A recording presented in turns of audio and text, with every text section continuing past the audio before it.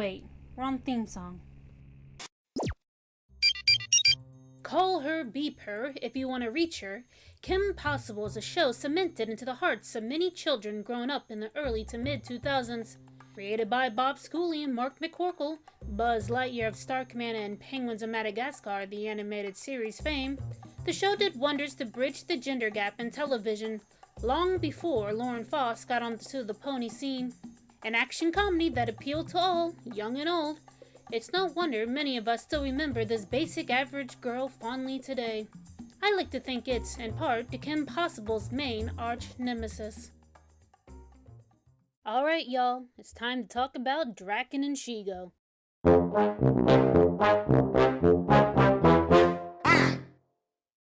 To start off, I want to talk about how younger me used to have a Kim Possible shrine when the show was airing. Which, I call it that since the only place I had for it was in my closet at the time, like I was Helga Pataki. Honestly, seeing how obsessed with Draken I was in those days, I was kind of one step away from crazy enough to start making a bubblegum idol. I had books, DVDs, games, Happy Meal toys, a Kim Possible cheerleading doll where she does cheerleading moves that I later repurposed the head for a custom Jessica Rabbit doll. I even remember, since this was the time I was still holding on to my mom's shirt whenever I was in public, because of having been in contact isolation for years, having to convince her to waddle into the kids section of the bookstore so I could get the Kim Possible soundtrack. All because I had to have a high-quality version of Rappin' Draken. Shigo, give me a beat! That was also the time I was, scared out of my mind by Mom leaving me alone for a few minutes, and this old lady came up to me and randomly started asking me if I could run to the post office and see if it was open. In hindsight, I may have been close to being kidnapped, y'all. Point was, I had it bad. I was obsessed. I wanted anything and everything that had to do with Draken and Shigo. And why shouldn't I have been? Draken and Shigo are meant to be the foils of our main team. What hero can truly be great until they stare into the reflection of what they could be? While Shigo is the one with power, she lacks the ambition beyond her basic desire to steal for the thrill. Where Draken has the ambition and technical know-how, he also lacks being able to see the bigger picture. The two together, filling each other's flaws, allowing them to be formidable against Kim Possible. Well, for the most part. You see, the thing is, the two are terrible at listening to each other. Quick tempers and egos clash, which usually ends in self-sabotage before the teen hero can get on the scene. It is from observing her foes that Kim and Ron grow as a team and learn to appreciate what is being brought to the metaphorical table. But who cares about a team that wins? We're talking about entertainment, baby! Conflicts and misunderstandings is a great source of comedy, which perfectly explains why they're the funniest characters in the show.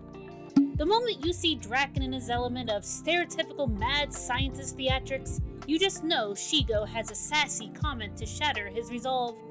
Some of the best moments between the two come from a place of the twists of the mundanity. Going shopping in their local Smarty Mart for teen girl magazines, stopping in the middle of a plan to wonder what will happen to the fish when they're stealing water, correcting grammar, karaoke night, need I say more? All examples of expectations being shattered, which only heighten the jokes. Of course, it's not all comedy. There is more than their business relationship. As Draken once said, You know, I do think of us as a kind of evil family, and families stick together. They care about each other's well-being, even if one person in the duo has a hard time admitting it. They have their struggles, but in the end they cling to each other, as it's them versus the world.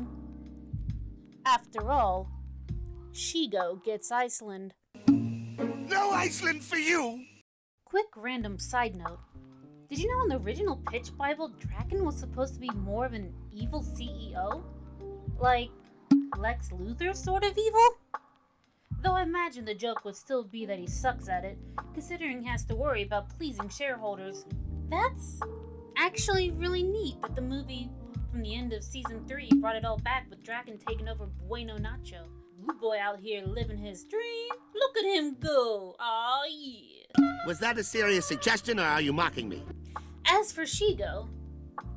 Guys, she was supposed to be deadly behind the wheel. She comes and she goes. That was the whole joke. I'm laughing. Oh, good thing they expanded the Go part of her name a bit more with her formerly being a part of a superhero team with her brothers. That was far more interesting. This is the part of the video where we're gonna transition into talking about the 2019 live-action movie. It was... there. Honestly, I wouldn't have minded too much if they weren't trying to replace some of the 2000 girl power moments with, see, she's not perfect, she's a three-dimensional character.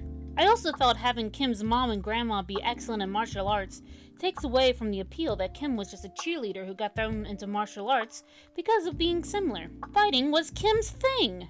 I get it. They were trying to have a moment of women passing down wisdom to a younger Kim, but the thing is, when the show originally did it, that would occur during some more mundane moments, like sitting down for dinner. And then they would bestow advice that would end up helping both the A and B plots of the episode. That was the joke. That, and add on to seeing a movie that was just a longer, worse written plot of the episode 2 to Tutor. We didn't need that. And then Draken turned into a kid again in a way that was clearly trying to set up to be a new live-action spin-off. I didn't like it! Speaking of live-action Draken, outside of the Vayne action freaking me the fuck out, I honestly thought his and Shigo's banter was the best part of the whole movie. It was a well enough transition from the cartoon that, despite not being the OG actors, they got the roles.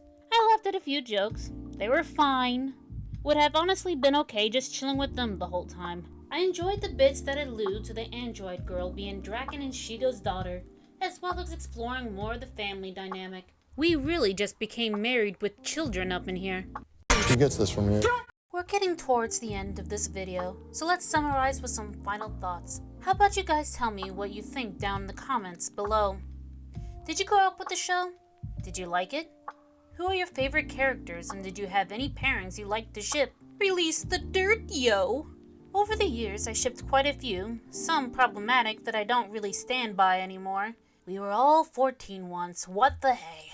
But for the most part, my hat has always been tipped to our green and blue duo, and I have made everlasting friendships because of them. Isn't that right, David? Here's to hoping you guys can go out there and make some friends of your own, thanks to Kim Possible. Before you leave, don't forget to like and subscribe, and stay safe, little ducklings. Don't stop to tell her the plan. I'll handle this, Shigo. Yeah, all I know is every time you stop to blab about your big plan, she wins. Oh. Thank you guys so much for sticking around to the end and watching my videos. If you would like to check out more, feel free to click here and over here. But until then, stay safe. Snark out!